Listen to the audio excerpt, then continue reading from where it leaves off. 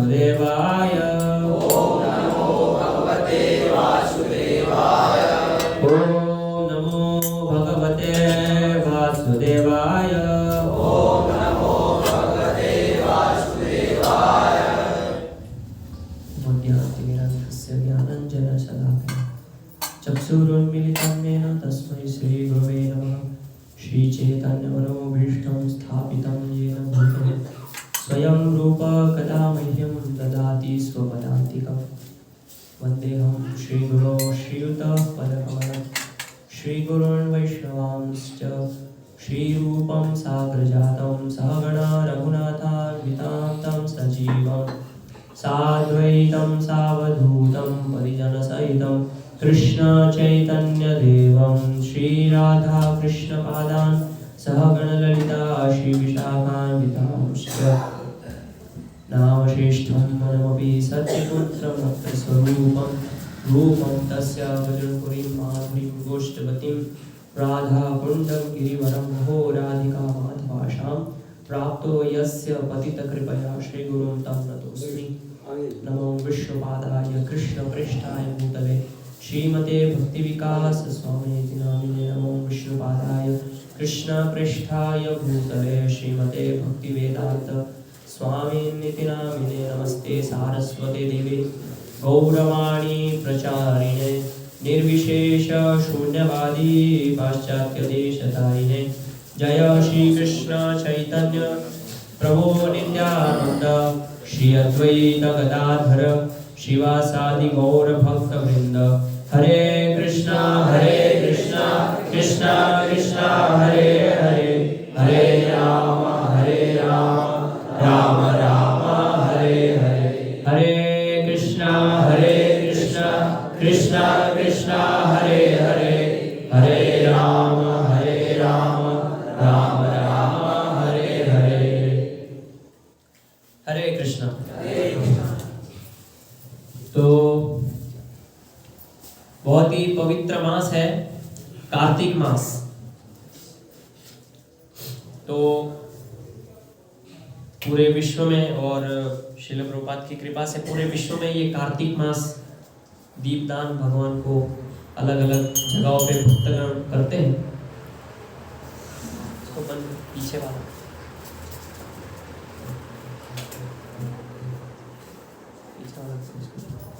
तो बहुत सारे भगवान को अलग अलग चीजें प्रिय है। तो भगवान कहते हैं कि सभी धाम में मुझे द्वारका धाम बहुत प्रिय है और सभी वृक्षों में पौधों में तुलसी भगवान को बहुत प्रिय है और सभी जितनी भी तिथियां हैं उस तिथि में एकादशी तिथि भगवान को बहुत प्रिय है। उसी प्रकार से मास में कार्तिक मास भगवान को बहुत प्रिय है। तो जो भी भगवान की प्रिय वस्तु होती है वो हमें भगवान को अर्पित करनी चाहिए। तो जैसे भगवान को तुलसी है तो हम तुलसी अर्पित करते हैं। भगवान को द्वारका प्रिय है तो हम भक्त लोग वहाँ द्वारका में जाते हैं, भगवान के लीलाओं का दर्शन करते हैं, भगवान की जो लीला स्थली है। और जो एकादशी व्रत है वो पालन करते हैं जिससे भगवान की प्रसन्नता हो। तो उसी प्रकार से ये जो कार्तिक मास है ये बहुत बहुत बहुत पवित्र मास है जिसकी व्याख्या मैं कर नहीं सकता, इतना ये पुण्य मास है। तो इस मास में बहुत सारी भगवान ने अनेक अनेक लीलाएं की थी। तो विशेष रूप से ये जो मास है इसमें भगवान की बहुत ही प्रसिद्ध लीला है जिसको हम दामोदर लीला कहते हैं। जो आप यहाँ पे पिक्चर देख रहे हैं सामने जहाँ पे अभी आपने दीप अर्पण किया भगवान, तो ये है दामोदर लीला। तो दामोदर लीला से हम बहुत सारी चीजें सीखने को मिलती है इस कथा से कि कैसे एक भक्त भगवान को नियंत्रित कर सकता है और कैसे भगवान भक्त वत्सल है और कैसे भक्तों के प्रयास के माध्यम से भक्त प्रयास करता है भगवान को नियंत्रित, हालांकि उसकी इच्छा नहीं है, लेकिन ये एक सेवा के माध्यम से हम देखते हैं कि जब कुरुक्षेत्र का युद्ध था तो उस समय भगवान को अर्जुन उपदेश दे रहे थे, मतलब आदेश दे रहे थे कि इस प्रकार से आप मेरा रथ ले जाइए, इधर ले जाइए, तो भगवान उसको स्वीकार किए। उसी प्रकार इस लीला में हम देखते हैं कि माता यशोदा भगवान को बांधने का प्रयास कर रही है। तो ये जो दामोदर लीला है भगवान की, इसमें हम ये चीज सीख सकते हैं कि भगवान कैसे भक्त वत्सल होते हैं और अपने भक्तों का प्रयास देख के भगवान उसके ऊपर कृपा करते हैं, अनुकंपा करते हैं। तो जैसे ये पूरी जो लीला है तो उसमें वर्णन आता है कि एक बार माता यशोदा भगवान श्री कृष्ण बहुत सारी लीलाएं करते हैं, वृंदावन में अलग अलग नटखट बाल लीलाएं करते हैं। हाँ, किसी के घर में चले जाते हैं, मक्खन चुरा लेते हैं, मटकी फोड़ते हैं, वहाँ से मक्खन चुराते हैं, उसको खाते हैं, अपने साथ बंदरों को ले जाते हैं तो घर में उपद्रव करते हैं। ऐसे सभी गोपियों को, ब्रजवासियों को परेशान करते हैं। तो ये भगवान की बाल लीला है वृंदावन की। तो ऐसी अनेक अनेक भगवान की बहुत सारी लीलाएं हैं, अलग अलग असुरों का वध, लेकिन उसमें भी जो ये ऐसी नटखट लीलाएं हैं वो गोपियों को बहुत अच्छी लगती है, भगवान बाल लीला। तो एक बार माता यशोदा भगवान श्री कृष्ण जब छोटे थे तो माता यशोदा भगवान कृष्ण को दूध पिला रही थी, और दूध पिलाते पिलाते माता यशोदा को स्मरण हुआ, उनको याद आया कि मैंने रसोई घर में दूध रखा है उबालने के लिए। तो उनको एकदम से याद आता है कि ये दूध मैंने गाय का निकाला है, उसको रसोई घर में चूल्हे पे रखा है उबालने के लिए। तो उनको एकदम से याद आता है।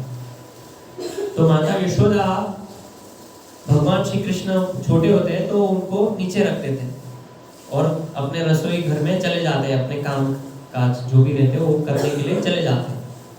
तो भगवान को इस चीज से बहुत क्रोध होता है, क्रोधित हो जाते हैं कि मेरी माता ने मुझे क्यों छोड़ा, मुझे क्यों नीचे रख दिया, मैं अभी दूध पीना चाहता हूँ। तो ऐसे वो बहुत क्रोधित हो जाते हैं और माता यशोदा को बहुत समय लग जाता है किचन में, रसोई घर में वो वापस आने में उनको देर हो जाती है। तो उतने में भगवान श्री कृष्ण छोटे थे तो चल नहीं सकते थे, तो घुटनों के बल चलते थे। तो ऐसे घुटनों के बल चलते चलते मस्ती करने लगे, इधर उधर खेल कूद करने लगे, और उन्होंने गुस्से में, बहुत ही क्रोध में, वहां पे एक मक्खन दही जो जमा था उसको फोड़ दिया गुस्से में आके, और उनकी आंखें एकदम लाल थी और उनका चेहरा पूरा लाल हो गया था। बहुत क्रोध में थे भगवान, बहुत छोटे बालक थे, 2-2.5 साल के।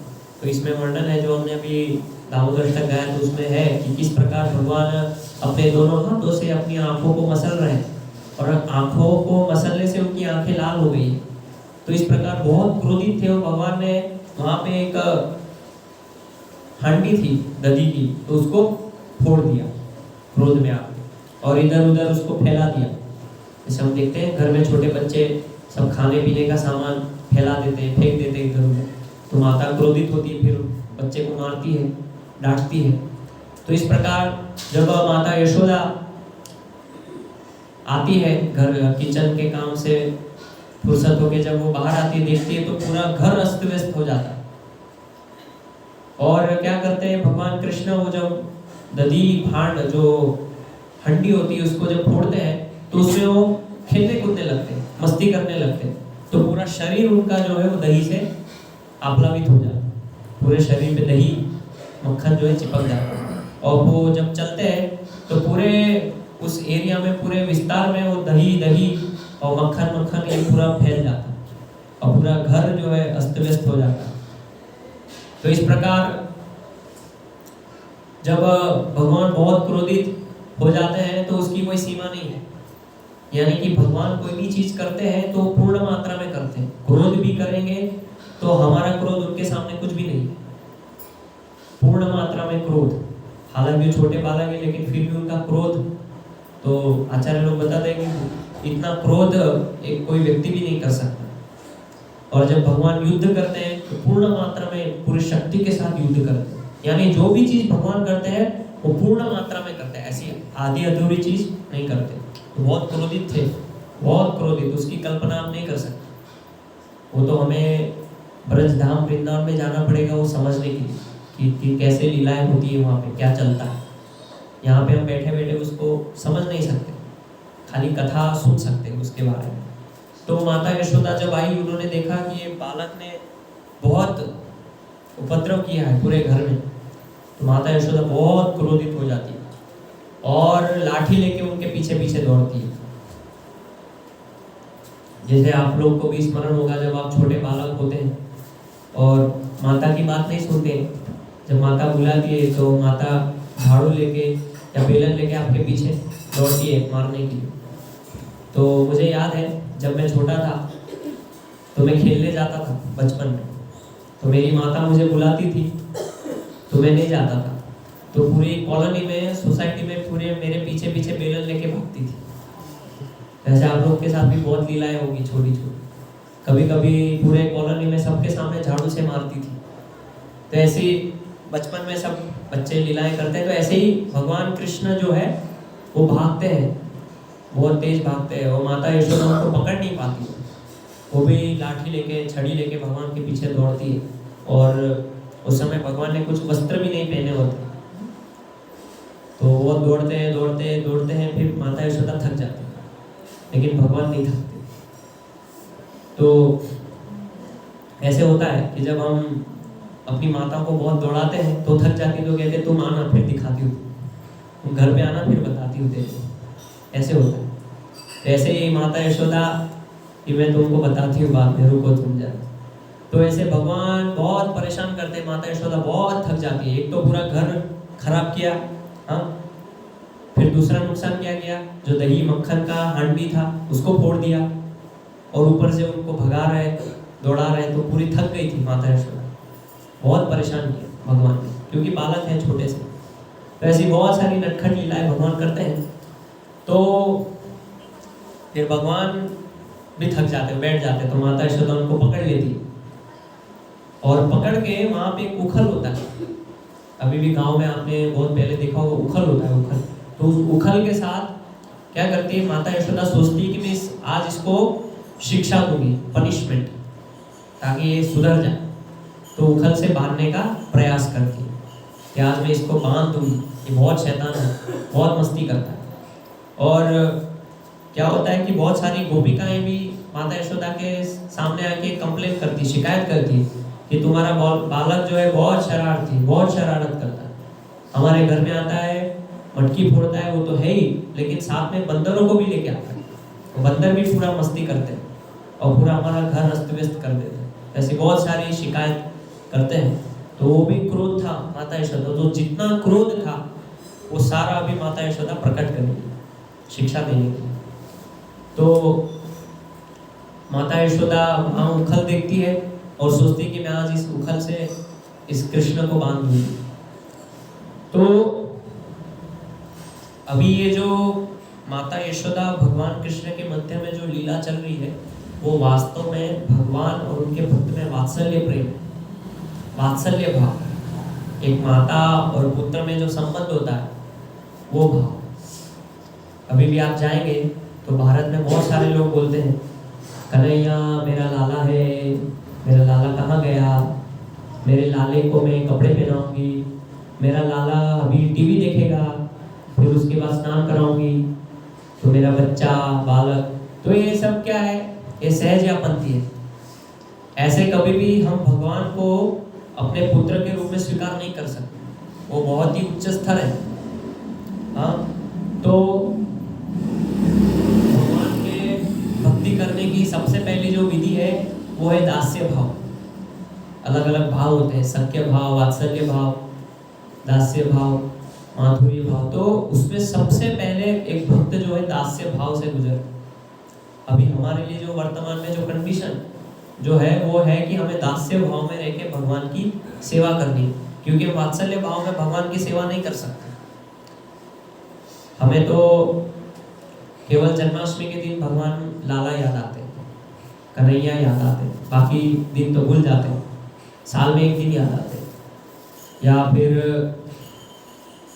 कुछ फंक्शन है, फेस्टिवल है, उत्सव है, उसमें भगवान की याद आती है। लेकिन यहाँ पे माता यशोदा निरंतर 24 घंटे 24/7 हर क्षण वो कृष्ण के बारे में सोचती। तो शास्त्र में ऐसा वर्णन है कि जब भगवान अपने ग्वाल मित्रों के साथ जब गाय चराने जाते हैं तो घर में जो गोपियां हैं वो सोचती है कि भगवान कृष्ण भी गाय चराने गए हैं, उनके पांव इतने नाजुक हैं, उनको कांटे चुभ रहे होंगे, उनके पांव में पत्थर चुभ रहे हैं, तो ये स्मरण करती है घर में रहते रहते। तो ये वात्सल्य भाव जो है वो एक शुद्ध भक्त ही वही कर सकते हैं, अभी हमारे लिए नहीं, क्योंकि हमारे अंदर अभी बहुत सारे अनर्थ हैं। तो इसलिए कोई भी अगर ऐसे बोलते हैं कि मैं कन्हैया जो मेरा लाला है, मेरा बेटा है, मैं उसको एक बेटे के रूप में पालन करती हूँ। तो एक माता जी है, वो मुझे बता रहे थे कि मैं भगवान को पहले उठाती हूँ, 8 बजे उठाती हूँ, सबसे पहले टीवी दिखाती हूँ, न्यूज़ दिखाने के बाद स्नान कराएंगे, उसके बाद 10-11 बजे जो है भगवान नहाएंगे वस्त्र में, क्योंकि छोटे बालक हैं, ठंड नहीं लगनी चाहिए, बुखार नहीं चढ़ना चाहिए। तो टीवी भी देखेंगे, भगवान जो है लेट से नहाएंगे 10-11 बजे, फिर भगवान को भूख चढ़ेगा 12 बजे। तो इस प्रकार से पूरी सेवा होती है। तो इस प्रकार से भगवान की सेवा नहीं होती, भगवान की सेवा करने की विधि है। तो माता यशोदा जो है वो नित्य रूप से भगवान का स्मरण करती है हर क्षण, कभी भी वो ऐसा क्षण खाली नहीं जाता जिस क्षण में वो भगवान का स्मरण नहीं करती है। ऐसा कोई भी क्षण खाली नहीं जाता, हर क्षण वो भगवान का चिंतन करती है। तो इस प्रकार से माता यशोदा ने सोचा कि अभी मैं भगवान कृष्ण को बांधूंगी, तो बांधने के लिए क्या रस्सी चाहिए, दाम यानी कि रस्सी, और उदर अर्थात पेट। तो इस प्रकार से लीला हुई दामोदर लीला। तो दाम यानी रस्सी, तो माता यशोदा रस्सी खोजने जाती है, तो घर में से रस्सी लाती है और माता यशोदा भगवान कृष्ण को पेट के बल, उदर के बल जो है बांधने का प्रयास करती है, अपने पेट से उखल से बांध देती है। तो जब वो बांधने का प्रयास करती है उस समय क्या होता है कि रस्सी छोटी पड़ जाती है, 2 उंगली रस्सी जो है छोटी हो जाती है। तो माता यशोदा घर में जाते हैं, फिर रस्सी का थोड़ा सा टुकड़ा लेके आती है, उसमें गठान लगा के ज्वाइन कर देती है और फिर बांधने का प्रयास करती है, लेकिन रस्सी फिर भी 2 उंगल छूटी रह जाती है। तो माता यशोदा सोचती है कि क्या करना चाहिए, तो फिर वो जाती है, फिर से घर में से कुछ रस्सी का टुकड़ा लेके आती है, उसको जोड़ती है और फिर बांधने का प्रयास करती है। तो फिर भी भगवान बन नहीं पाते, 2 उंगली फिर भी छोटी रह जाती है रस्सी। तो माता यशोदा जो पड़ोस में गोपिकाएं रहती है उनसे बोलते हैं कि थोड़ा सा रस्सी दे दो, मुझे आज ये कृष्ण को बांधना है। तो बहुत सारी गोपिकाएं समझाती है, ये नटखट बालक है, छोटा सा बालक है, क्यों आप सजा दे रहे हैं। तो माता यशोदा कहती नहीं, आज मुझे इसको सबक देना है, शिक्षा देनी ही है मुझे, आपको देना है तो दो, नहीं तो मैं कहीं और व्यवस्था करूं। तो ऐसे गोपिकाएं जो है वो अपने घर से रस्सी देती है, और कुछ गोपिकाएं भगवान को चिढ़ाती है, आंख दिखाती है, जीभ दिखाती है, कुछ नकल करती है, तो भगवान को और क्रोध आता है, तो क्रोध से रोने लगते हैं। तो माता यशोदा सभी घर में से थोड़ा थोड़ा रस्सी इकट्ठा करती है और जोड़ती है। तो बहुत प्रयास करती है माता यशोदा, बहुत प्रयास करती है और वो थक जाती है, बांध नहीं पाती। तो फिर से एक और बार प्रयास करती है माता यशोदा को बांधने की। माता यशोदा जो है प्रयास करते हैं, फिर भगवान अपने आप ही बन जाते हैं, अपने आप। पहले नहीं बन रहे थे, लेकिन जैसे ही भगवान ने देखा कि मेरा भक्त इतना प्रयास कर रहा है, इतना कष्ट ले रहा है, तो तुरंत भगवान जो है बन जाते हैं। क्योंकि भगवान ने देखा कि इतना भक्त प्रयास कर रहा है, इतनी मेहनत कर रहा है, चलो ठीक है, बन जाते हैं। हालांकि भगवान को कोई बांध नहीं सकता। तो एक भगवान को बोलते हैं भक्त वत्सल। भगवान का एक नाम क्या है? भक्त वत्सल। कि भगवान देखते हैं कि मेरा भक्त बहुत परिश्रम में है, कष्ट में है, तो भगवान उसके ऊपर विशेष प्रकार की अनुकंपा करते हैं, एक विशेष रक्षण उसको देते हैं। तो जैसे हम देखते हैं कि 5 पांडव बहुत संघर्षमय परिस्थिति में थे, बहुत संघर्ष किया, लेकिन भगवान ने उनको एक विशेष रक्षण दिया, हमेशा उनके साथ रहे, द्रौपदी को बचाया। और प्रहलाद महाराज, उनको भी बहुत कष्ट थे, बहुत सारे संघर्ष में से उनको गुजरना पड़ा, लेकिन भगवान ने फिर भी उनकी रक्षा की, उनको रक्षण दिया। तो भगवान देखते हैं कि कौन भक्त कितनी गंभीरता से मेरे पास आने का प्रयास कर रहा है और कितनी गंभीरता से मेरी शरण ले रहा है, उस मात्रा में, उस अनुपात में भगवान उसको रक्षण देते हैं। तो और भी बहुत सारी लीलाएं हैं। तो माता यशोदा भगवान को बांध के चली जाती है, और जब बांधती है तो भगवान वहीं खड़े रहते हैं, काफी समय हो जाता है। तो भगवान देखते हैं कि उनके घर में वहां पे 2 वृक्ष खड़े थे। तो भगवान ऐसे घुटने के बल चलते हैं उखल के साथ। तो उखल के साथ चलते चलते वो दोनों वृक्ष में से निकलने का प्रयास करते। तो यमला अर्जुन, ये 2 वृक्ष होते हैं। तो ये नल कुंवर और मणिग्रीव कुबेर पुत्र है, जिनको नारद जी ने श्राप दिया था। तो उसकी एक अलग कथा है, वो लंबी हो जाएगी, इसलिए मैं शॉर्ट में बताता हूँ।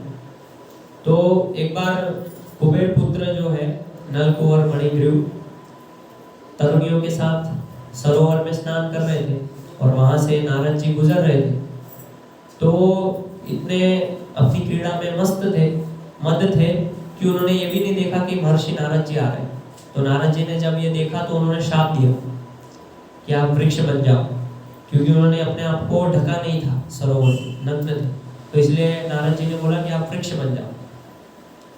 तो इसलिए जिस भी व्यक्ति को नग्न रहने की बहुत ज़्यादा शौक होता है, तो भगवान उसको वृक्ष बना देते, ऐसे ही खड़े हो, बिना कपड़े के, धूप में, हाँ बारिश हो रही है, ठंड हो रही है, तो ऐसे ही खड़े रहते बिना कपड़े। तो ऐसे ही नारद जी ने श्राप दिया कि तुम जाओ और भगवान के वहाँ पे पेड़ बन जाओ। तो भगवान ने देखा कि नारद जी ने वो श्राप दिया था, तो भगवान जाते हैं, उस दोनों वृक्ष के बीच में से निकलते हैं। अभी वो जो उखल है वो फंस जाता है, तो भगवान जोर लगाते, बहुत जोर लगाते, और जैसे ही वो आगे बढ़ते हैं तो दोनों वृक्षों को गिरा देते, धाम करके बहुत जोर से आवाज आती है। तो सभी लोग डर जाते हैं, पूरे ब्रजवासी, क्या हो गया। तो जब नंद महाराज वहां जाते हैं तो देखा कि बहुत बड़े 2 वृक्ष गिरे हुए, और भगवान लेटे हुए और उखल के साथ बंधे हुए। तो नंद महाराज पूछते हैं माता यशोदा से कि क्या हुआ आज। तो पूरी घटना बताते हैं कि आज ऐसा ऐसा हुआ, इसलिए मैंने आज उनको ये सजा दी। तो फिर वो लेकिन भूल जाते हैं कि ठीक है, जो भी वो ऐसे ही कुछ हुआ होगा, क्योंकि वहाँ के जो ब्रजवासी है, वृंदावन में जो भी भक्त हैं भगवान के, वो ज़्यादा चिंतन नहीं करते कि ये कैसे भगवान ने असुर को मार दिया, ये कैसे हो गया, वो स्मरण नहीं करते। ठीक है, जैसे भी हो, मेरा बालक तो ठीक है, कृष्ण ठीक है, बस, और कोई परवाह नहीं। इसलिए वृक्ष गिरे, इतने बड़े कैसे गिर गए, वो सब कृष्ण ठीक है, बस कृष्ण को कुछ नहीं होना चाहिए। तो ये चिंता रहती है ब्रजवासी में। तो फिर वो जो यमला अर्जुन जो वृक्ष थे, वो अपने वास्तविक स्वरूप में आते हैं, नल कुबेर और मणिग्रीव, और भगवान की स्तुति करते हैं। तो ये सारी लीलाएं जो है इसी महीने में हुई थी। फिर अभी बहुलाष्टमी आएगी, जिसमें कि राधा कुंड का मतलब उत्थापन हुआ था। तो अभी दीपावली भी है, आने वाली है। तो ये सारे जो उत्सव, गोवर्धन पूजा, ये सारी लीलाएं भगवान ने इस कार्तिक मास के अंदर ही की थी, इसलिए कार्तिक मास बहुत पवित्र है। तो भक्ति में आगे बढ़ने के लिए एक जो भक्त होता है, उसको किसी न किसी प्रकार से कुछ न कुछ वस्तु का त्याग करना होता है। जैसे हम भक्ति में आते हैं तो हमें कहा जाता है कि 4 नियम का पालन कीजिए, इसको त्याग कीजिए, इसको छोड़िए, ये छोड़िए। तो हर चीज छोड़ने का कहते हैं, ऐसा क्यों? तो जब कोई भी चीज हम छोड़ते हैं भगवान की, आरामदायक अवस्था में सब कुछ व्यवस्था है, गाड़ी घर बंगला सब है, ऐसी अवस्था में तो कोई भी व्यक्ति भक्ति कर सकता है, हर किसी के लिए सरल है। लेकिन जब बात आती है त्याग करना है भगवान के लिए, तो ऐसे भक्त भगवान को बहुत प्रिय होते हैं। जैसे युधिष्ठिर महाराज 5 पांडवों ने त्याग किया, कहाँ गए? वनवास। तो इसलिए वो भगवान के बहुत घनिष्ठ भक्त है। फिर ध्रुव महाराज, उन्होंने सब छोड़ छाड़ के वन में गए, भगवान की तपस्या, भगवान को प्रसन्न करने के लिए तपस्या की उन्होंने, भगवान प्रसन्न हुए। तो ऐसे हमें कुछ ना कुछ त्याग करना होता है। तो जब हम भक्ति में कुछ त्याग करते हैं तो भगवान उससे प्रसन्न होते हैं और हमको एक विशेष प्रकार की कृपा करते हैं। जैसे किसी भक्त के पास सब सुविधा है, वो भक्ति कर रहा है, सब कुछ कर रहा है, तो भगवान की कृपा है, उसमें कोई संशय नहीं है। लेकिन जब हम भगवान के लिए कुछ कष्ट उठाते हैं, हम भगवान के लिए कुछ त्याग करते हैं और भगवान के लिए कुछ संघर्ष करते हैं कि मैं भगवान के लिए ये करना चाहता हूँ, मैं भगवान के लिए कुछ त्याग करना चाहता हूँ, तो भगवान देखते हैं कि मेरा भक्त मेरे लिए इतना कष्ट उठा रहा है, इतना संघर्ष कर रहा है, त्याग कर रहा है, तो भगवान उस भक्त के ऊपर विशेष कृपा करते हैं। विशेष, हालांकि कृपा सबके ऊपर है, लेकिन ऐसे भक्तों के ऊपर उनकी विशेष कृपा होती है। जैसे सुदामा थे, तो उनको कुछ परवाह नहीं थी किसी चीज की, लेकिन वो भगवान की भक्ति में लगे। और जब वो द्वारकापुरी में गए तो भगवान से उन्होंने कुछ मांगा नहीं, क्या मुझे कुछ दीजिए, लेकिन भगवान ने देखा कि मेरा भक्त इतनी दूर से आया है, इतना संघर्ष किया और केवल कुछ चावल के दाने मुझे दिए, तो भगवान उससे प्रसन्न हो गए। और जब बदले में वहां गए वापिस सुदामापुरी, तो वहां पे उनको एक बड़ा महल दे दिया भगवान। तो इस प्रकार से जो 5 पांडव उन्होंने भी त्याग किया भगवान के लिए, बदले में हम देखते हैं कि आखिर में भगवान ने उनका राज्य स्थापित किया, राज्याभिषेक किया। ध्रुव महाराज को इतना बड़ा, उनके दादाजी से भी बड़ा राज्य दे दिया, ध्रुव लोक। प्रहलाद महाराज को एक पूरा लोक दे दिया। ऐसे भगवान ऐसे भक्तों पे विशेष कृपा करते हैं। बलि महाराज, जब वामन भगवान आए थे तो उन्होंने त्याग किया कि मैं सब, आपको 3 पग भूमि चाहिए, आप ले लीजिए, मैं आपको देता हूँ। तो भगवान ने 3 पग में सब नाप लिया। तो भगवान कहते हैं कि मैं क्या करूँ? तो बलि महाराज कहते हैं अब आप मेरे सिर पे आपके चरण रखिए, मैं वो अपने आप को भी समर्पित करता हूँ। तो फिर भगवान ने उनको पूरा एक लोक दे दिया, पाताल लोक में बलि महाराज रहते हैं। तो इस प्रकार से जो भक्त भक्ति में आगे बढ़ना चाहते हैं और भगवान के लिए कुछ कठोर परिश्रम करते हैं, कुछ संघर्ष करते हैं, कुछ त्याग करते हैं, तो भगवान उस भक्त से बहुत खुश होते हैं, प्रसन्न होते हैं। तो सबसे पहले एक भक्त के लिए त्याग करने की शुरुआत कहाँ से होती है? सुबह जल्दी उठने से। सबसे पहले तो नींद की त्याग होती है। भगवान का जो भक्त है वो सबसे पहले ब्रह्म मुहूर्त में उठता है भगवान की प्रसन्नता के लिए। इससे भगवान प्रसन्न होते हैं कि मेरा भक्त मेरी प्रसन्नता के लिए सुबह इतना कष्ट झेल रहा है, इतना संघर्ष कर रहा है, क्यों? मुझे प्रसन्न कर, तो उसके ऊपर विशेष करिए। अगर सभी भक्त आराम से 7 बजे उठे, 8 बजे उठे, हाँ ठीक है, सभी भक्ति करते कोई, लेकिन वो 10 भक्त में से खाली एक भक्त जो सुबह जल्दी उठ रहा है, ठंडे पानी से स्नान, तो भगवान उसको विशेष ध्यान देंगे। ये भक्त है जो विशेष मुझे प्राप्त करने के लिए प्रयास कर रहा है, संघर्ष कर रहा है। तो भगवान की नज़र में कोई छोटा बड़ा नहीं है। भगवान हमारा प्रयास देखते हैं कि हमारा प्रयास किस स्तर का है। तो इसीलिए जब हम भक्ति में आते हैं तो हमें कुछ ना कुछ त्याग करने के लिए बोला जाता है। तो सबसे पहले बोला जाता है कि सुबह उठो, पहले अपनी नींद को छोड़ो, उसका त्याग करो। फिर आगे जैसे जैसे हम भक्ति में आगे बढ़ते हैं तो हमें कहा जाता है कि प्याज लहसुन छोड़ो, उसका त्याग करो। फिर धीरे धीरे धीरे जब हम आगे बढ़ते हैं तो कहते हैं अपने वस्त्रों को त्याग करो, धोती कुर्ता धारण करो। किसके लिए? भगवान की तरफ से, मेरे लिए या किसी के लिए नहीं, भगवान की प्रसन्नता है। फिर और जब भक्ति में आगे बढ़ते आगे बढ़ते आगे बढ़ते तो कहते हैं बाल का त्याग करो, बाल छोड़ो, दाढ़ी मूंछ हटाओ। किसके लिए? भगवान के लिए। तो भगवान देखते हैं आप। फिर जब हम धीरे धीरे धीरे और भक्ति में आगे जाते हैं तो कहते हैं कि अब आपका जो जीवन शैली है उसको बदलो, अब भगवान के अनुसार अपना जीवन बिताओ, इसको त्याग करो।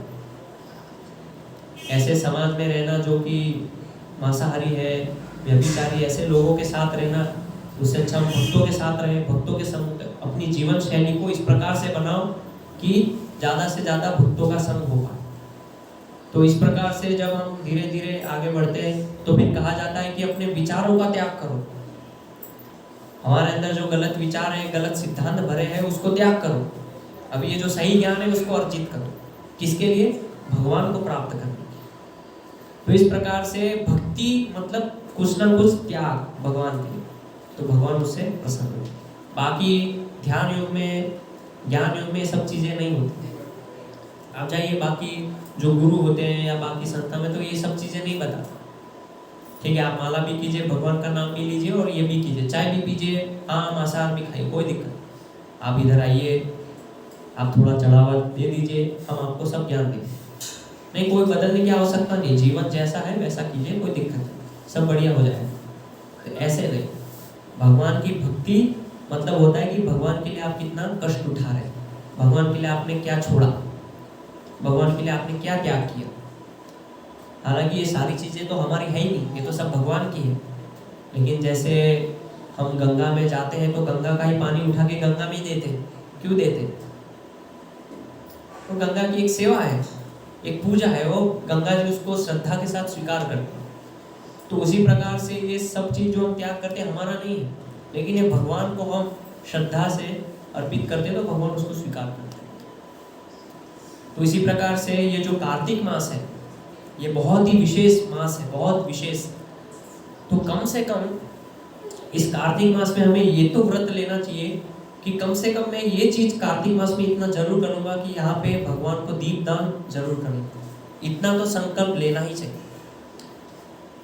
इसका इतना ज्यादा महत्व, इतना ज्यादा महत्व है कि हम इसको खत्म नहीं कर सकते। बहुत महत्व है कार्तिक का, बहुत विशेष। जो आप एक माला करते हैं उसका 10,000 गुना फल मिलता है एक माला करने से। और सुबह उठने से ब्रह्म मुहूर्त में जो फल प्राप्त होता है वो आप पूरे साल में कितने भी पूजा पाठ कर्मकांड विधि कीजिए तब भी आपको फल प्राप्त नहीं होगा। उतना फल आपको खाली कार्तिक में उठने से मिलता है।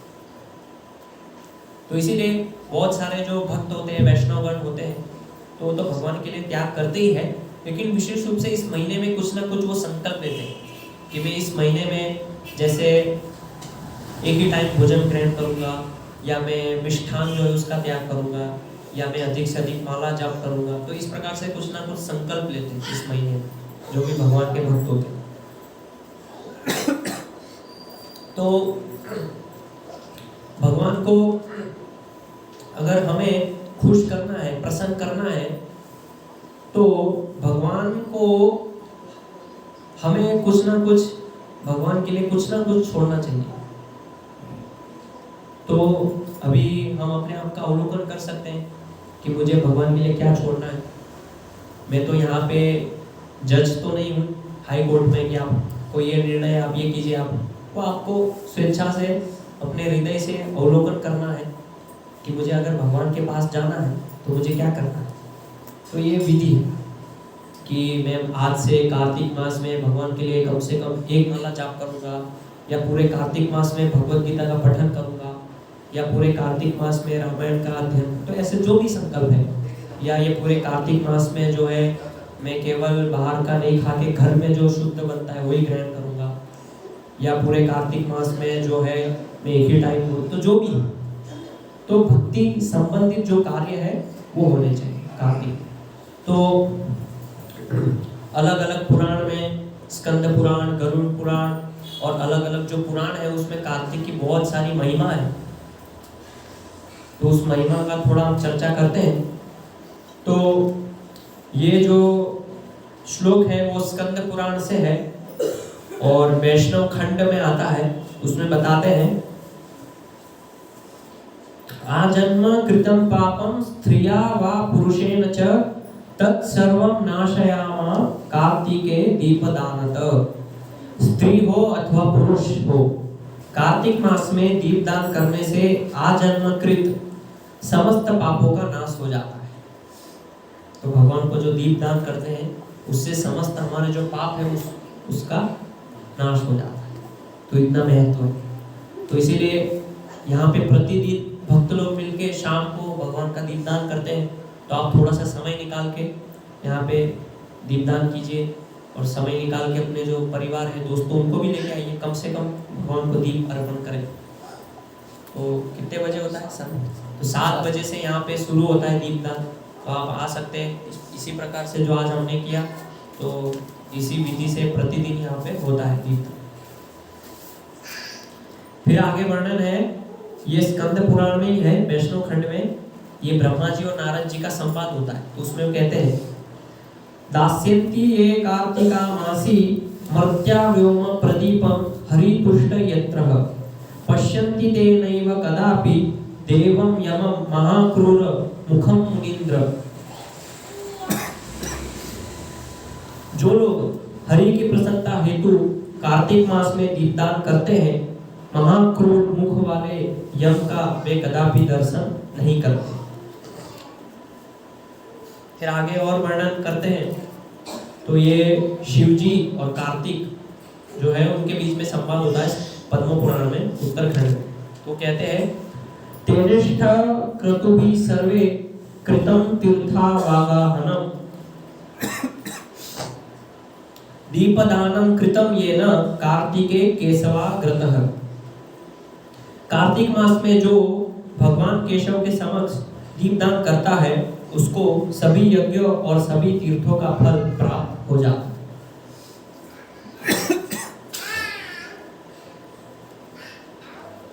फिर आगे और वर्णन है, कल्पकोटि सहस्त्राणि पातकानि बहुन्यपि निमेषार्धेन दीपस्य विलयं यान्ति कार्तिके। स्कंद पुराण में वर्णन है, कार्तिक मास में श्री हरि के मंदिर में दीपदान करने से बहुसहस्त्र कोटि कल्प संचित पातक समूह विनष्ट होते हैं। फिर आगे और वर्णन है पद्म पुराण में। ये सूत गोस्वामी और सौनक ऋषि जो है उनके बीच में संवाद होता है। तो वो कहते हैं कार्तिक के बारे में,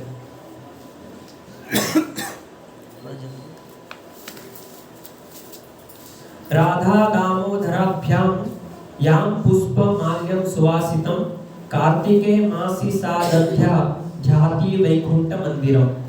जो नारी कार्तिक के महीने में भगवान राधा दामोदर को सुगंधित पुष्प माला समर्पित करती है वह वैकुंठ लोक में जाती है। तो ये सूत गोस्वामी और सौनक मुनि जो है उनके बीच में ये संवाद हो रहा है, वो बता रहे हैं। फिर स्कंद पुराण में वर्णन है, फिर से ब्रह्मा जी और नारद जी का वार्तालाप होता है। उसमें कहते हैं, विष्णु देवालयं प्रातः सममार्जयति कार्तिके तस्य वैकुंठ भवने जायते सुदृढ़ं गृहम्।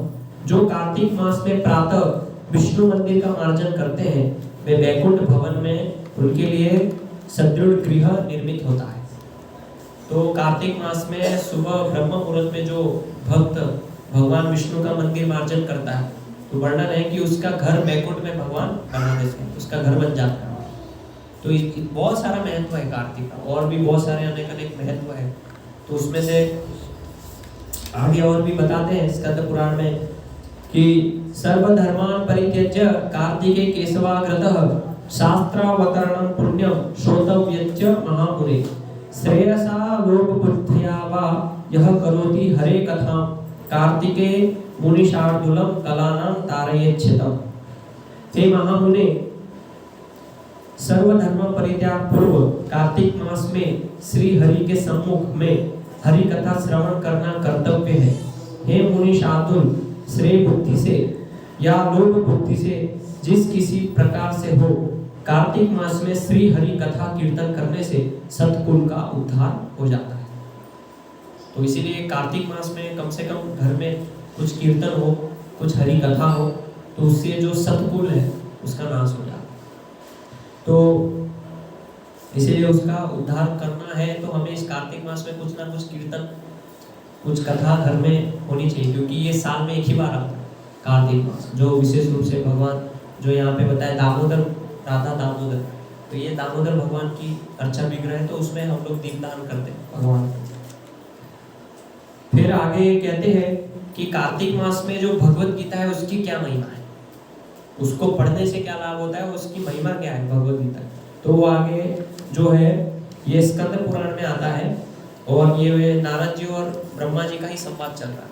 तो कहते हैं कार्तिके मासी विपेंद्र यस्सु गीतां पठेन् नर तस्य पुण्य फलम वक्तुम मम शक्तिर्न विद्यते गीतायास्तु समम शास्त्र न भूतं न भविष्यति सर्वापहरा नित्यम गीतैका मोक्षदायिनी। जो मनुष्य कार्तिक मास में प्रतिदिन गीता का पाठ करता है उसके पुण्य फल का वर्णन करने की शक्ति मुझ में नहीं है। गीता के समान कोई शास्त्र न तो हुआ है और न होगा। एकमात्र गीता ही सदा सब पापों को हरने वाली और मोक्ष देने वाली, जैसे इसमें शब्द प्रयोग हुआ है मोक्षदायी, गीतैका मोक्षदायी।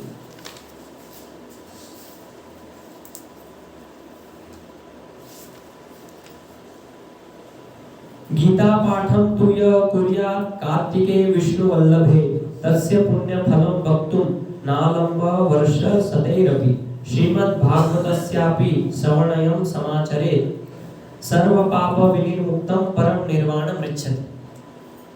तो कहते हैं कि जो इस विष्णु प्रिय कार्तिक मास में गीता का पाठ करता है, मैं उनका पुण्य फल 100 वर्षों में भी नहीं कर सकता। इस मास में भगवत गीता का पाठ करते हैं वे समस्त कलुष रहित होकर मोक्ष की प्राप्ति करते हैं।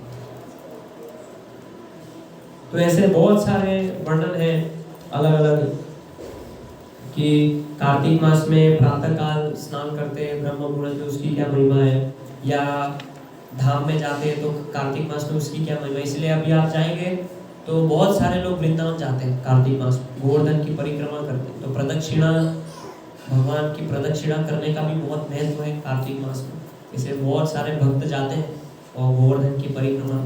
तो उसका वर्णन है कि प्रदक्षिणा या तुम कुर्यात् कार्तिके केशवस्य ही पदे पदेश्चमे यश्यम फलम प्राप्नोति संशय। जो कार्तिक मास में हरि की प्रदक्षिणा करते हैं उनको पग पग पर राजसूय तथा अश्वमेध यज्ञ फल प्राप्त होता है, इसमें संशय नहीं है।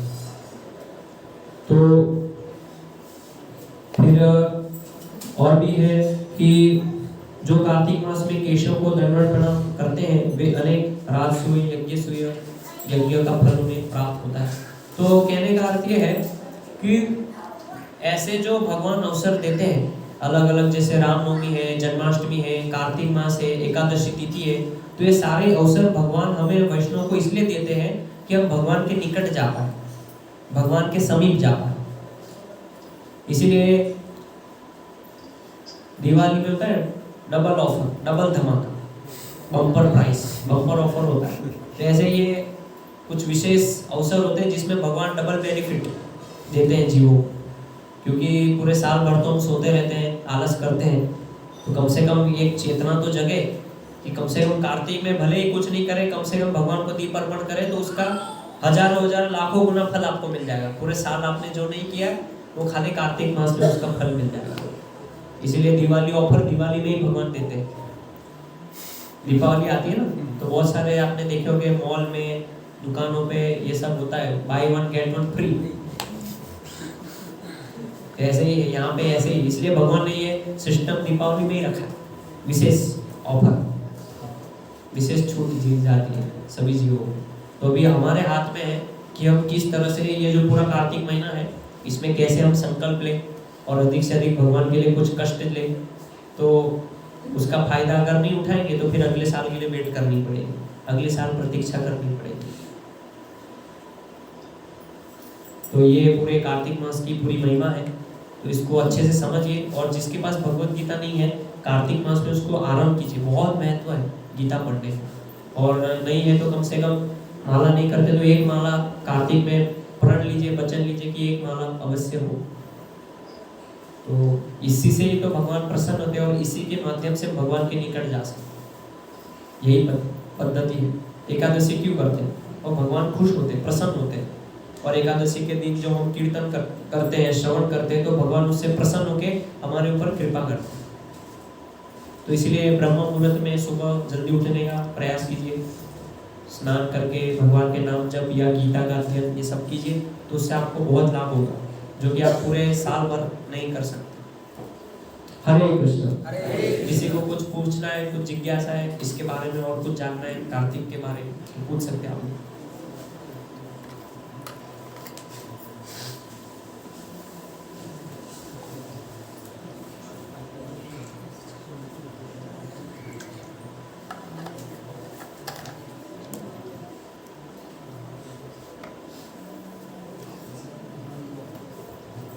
कोई प्रश्न नहीं है,